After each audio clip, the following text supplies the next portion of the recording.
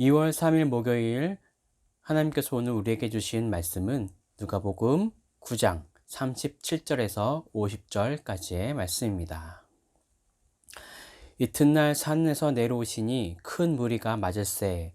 무리 중에 한 사람이 소리질러 이르되 선생님 청컨대 내 아들을 돌보아 주옵소서. 이는 내 외아들이니이다.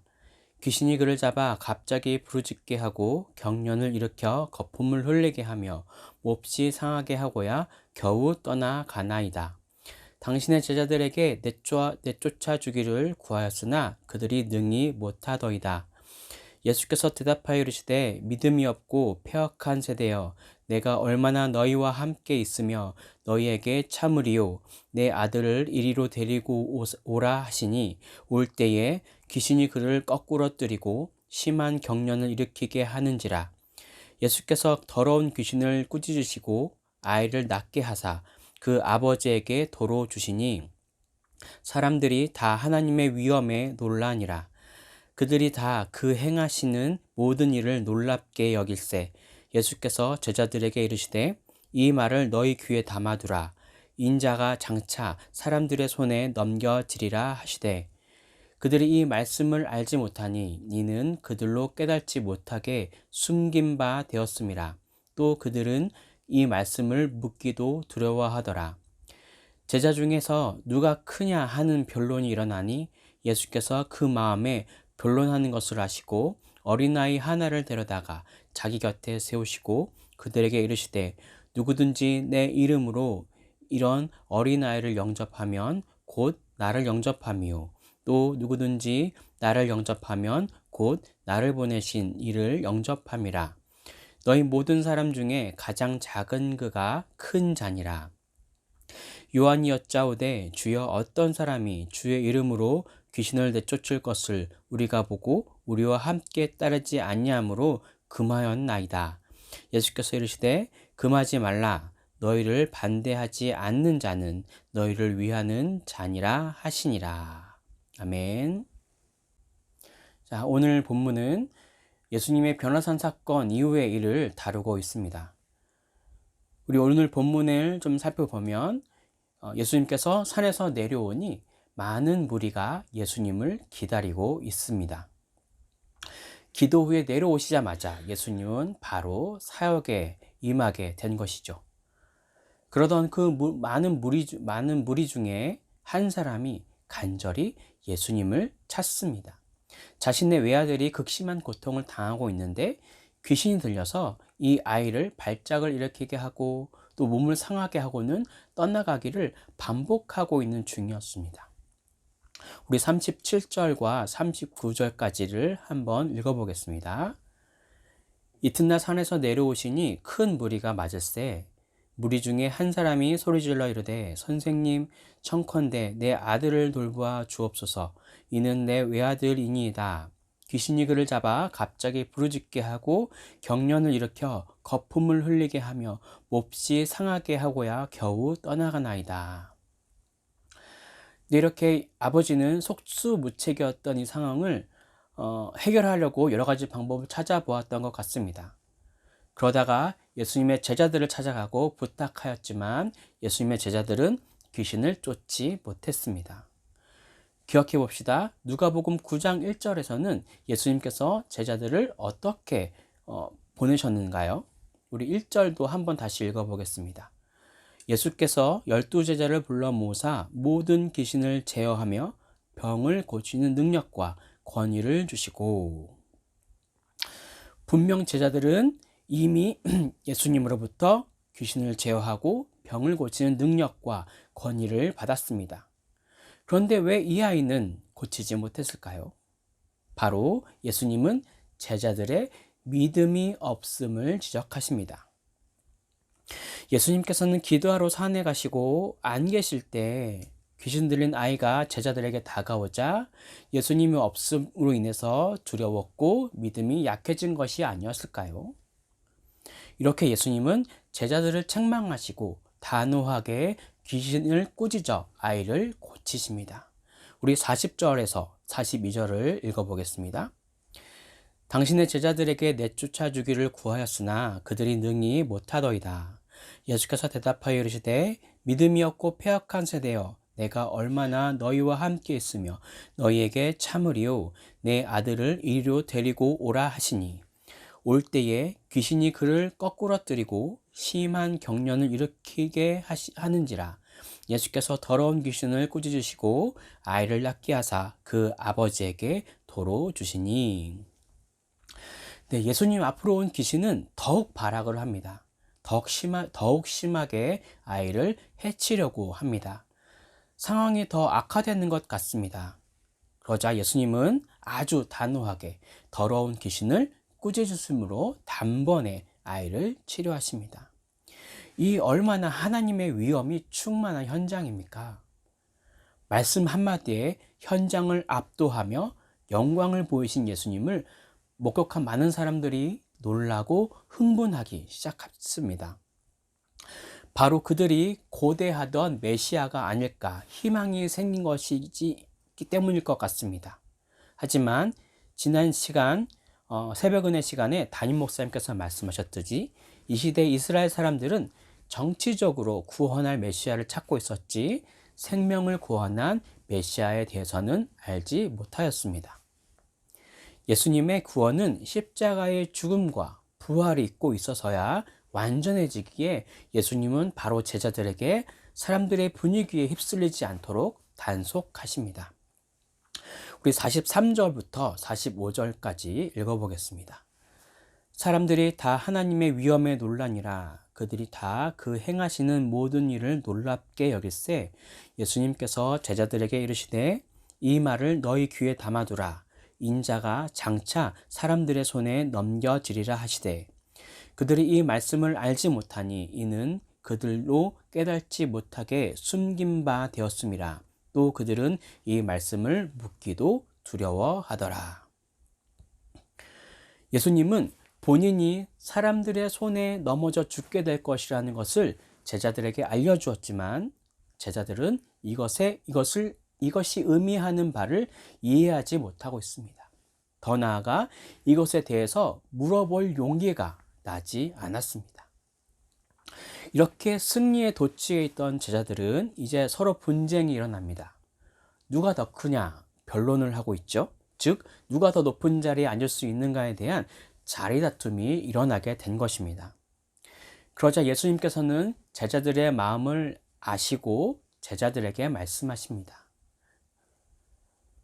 이제 우리 9장 46절부터 우리 9장이 끝나는 그 절까지는 고난의 그리스도를 따라가는 제자들이 갖추어야 할 자세들을 몇 가지 짚어주고 있습니다. 이 제자들은 누가 가장 높기 때문에 최후의 대우를 받아야 하는가에 관심을 가지고 있었다면 예수님께서는 그들의 내적 갈망의 관심 자체를 아예 바꿀 것에 대해서 말씀하고 계신 것입니다. 그래서 예수님은 받아야 하는 것에 대한 관심을 누구를 가장 극신히 모셔야 하는가라는 질문으로 바꾸어 답변을 주신 것입니다. 즉 가장 작은 자를 섬기는 것이 예수님을 영접하는 것이고 예수님을 영접하는 것이 가장 큰 자이신 하나님을 영접하는 것이 된다고 말씀하십니다. 우리 46절부터 48절을 읽어보겠습니다.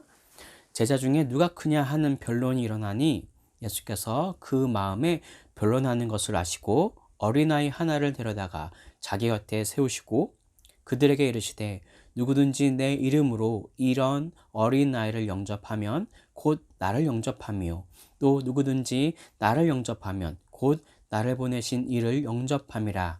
너희 모든 사람 중에 가장 작은 그가 큰 자 아니라. 아멘. 예수님의 제자는 바른 질문을 해야 합니다. 그리고 관심도 세상의 관심과 달라야 합니다. 세상의 가치관에 의해 형성된 이기적인 관심을 버리고 주님의 가치관에 의해 만들어진 섬김과 관심을 키워야 합니다. 이어서 49절에서는 요한이 예수님의 이름으로 귀신을 쫓아내지만 제자들과 함께 어울리지 아니하는 사람들을 고발하고 있습니다. 요한은 같은 한 무리가 아닌 것이 자기와 같은 무리가 아닌 것이 못마땅해서 주님의 이름으로 귀신을 쫓는 것을 금지시켰습니다.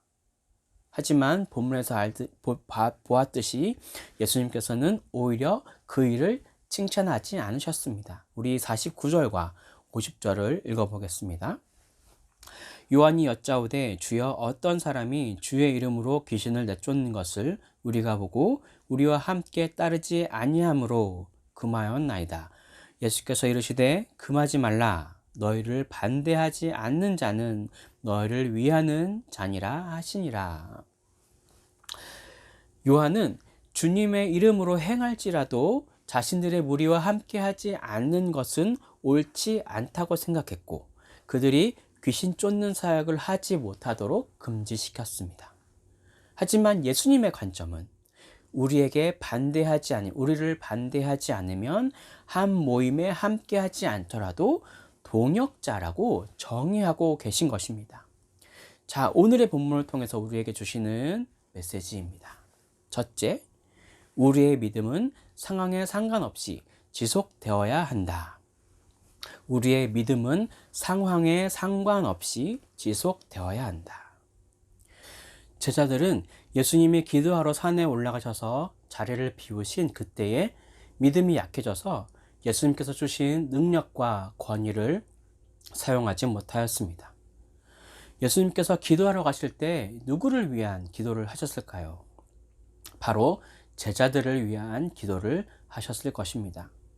그런데 제자들은 예수님과 함께하지 않는 것이 불안하였는지 마음이 흔들리고 믿음이 연약해져서 주신 능력도 제대로 사용하지 못했습니다. 사랑하는 우리 행전교회 식구 여러분, 하나님은 여러분에게 각자의 처소에서 하나님께서 알맞은 능력을 허락하셨습니다. 각자가 가지고 있는 재능을 가지고 그곳을 섬기도록 부르신 것이죠. 나는 아직 부족하니까 또는 기도를 제대로 안 했으니까 나는 나중에 할래 라는 마음이 혹시 있으십니까? 예수님을 믿기로 결정하신 여러분들에게 분명 능력과 권위를 허락해 주셨습니다. 우리는 그것을 믿는 믿음이 필요합니다. 섬겨야 할 것이 있으면 믿음으로 섬깁시다. 전해야 할 것이 있다면 믿음으로 전합시다. 더불어 더 큰 믿음을 달라고 매일매일 기도해 봅시다. 이렇게 여러분이 속한 곳에서 선한 영향력을 발휘하는 우리 행전 식구들이 되시길 간절히 바랍니다. 두 번째 메시지입니다. 둘째, 하나님의 관점으로 나의 관점을 바꾸라. 46절에서는 제자들이 서로 높은 자리에 누가 앉을까에 대한 변론이 일어납니다. 그리고 49절에서는 요한이 자신들의 무리와 함께하지 않는 사람들을 보고 정죄하고 있습니다. 이들의 관심은 오직 더 인정받고 더 높은 자리에 오르는 것입니다. 그리고 내 편을 나누고 편을 가르고 서로 분리하려고 하는 마음이 가득합니다. 하지만 예수님의 관점은 달랐습니다. 이렇게 변론하는 제자들을 보시고 직접적으로 책망하시기보다 다른 예를 들어서 그 관점을 돌이키려고 하고 계십니다. 가지고 누리려는 관점이 아니라 예수님은 오히려 섬기는 자의 관점을 보여주십니다. 관점은 곧 가치관입니다. 48절을 다시 보면 그들에게 이르시되 누구든지 내 이름으로 이런 어린아이를 영접하면 곧 나를 영접하며 또 누구든지 나를 영접하면 곧 나를 보내신 이를 영접함이라. 너희 모든 사람 중에 가장 작은 그가 큰 자 아니라. 예수님의 가치관은 작은 자를 섬기는 자가 곧 큰 자라고 합니다. 많은 것을 가지고 누리고 또 힘 있는 사람끼리 모여서 편을 가리려는 세상적인 가치관에서 작은 자를 섬기는 관심을 가지는 가치관을 가지는 우리 행전 식구들이 되기를 바랍니다. 이렇게 오늘 하루 승리하시며 살아가는 성도님들이 되시길 바라면서 기도로 오늘 말씀 마치도록 하겠습니다. 할례 사랑과 은혜가 충만하신 주님, 오늘 이 아침 말씀으로 우리를 불러주시고 또 이렇게 말씀으로 깨어서 하나님 앞에 하루를 살아갈 수 있도록 인도해 주신 것 너무나 감사드립니다. 하나님, 우리의 믿음 없음을 주님 용서하여 주십시오. 우리의 삶을 살아갈 때 믿음이 없어서 주저하고 하나님께서 주신 능력이 있음에도 불구하고 그것을 사용하지 못하고 주저하고 용기 내지 못함을 주님 용서해 주시고 이제는 하나님을 향한 믿음을 가지고 담대하게 오늘 하루 잘 살아내고 내 삶에서 내 영역에서 또 내가 가지고 있는 그런 모든 마음에서 믿음을 가지고 승리하며 살아갈 수 있는 오늘 하루 될 수 있도록 인도해 주십시오. 그리고 내 생각이 하나님의 생각이 되기를 원합니다. 하나님의 생각과 같이 내 생각을 바꾸는 그런 오늘의 하루가 되길 소망합니다. 세상적에서 원하는 그 가치관대로 살다 보면 우리는 믿음이 약해질 수밖에 없습니다.